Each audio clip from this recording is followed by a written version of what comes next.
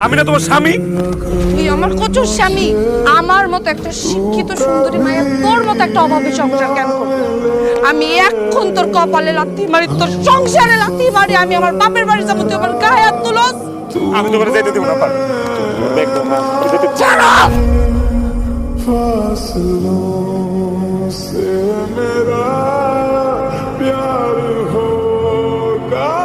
তোমার বউ চাইছে শাস্তি হিসাবে তোমার ডিভোর্স দিব, তাই আজকে সালিশের রায় হলো তোমার বউ তোমারে ডিভোর্স দিব।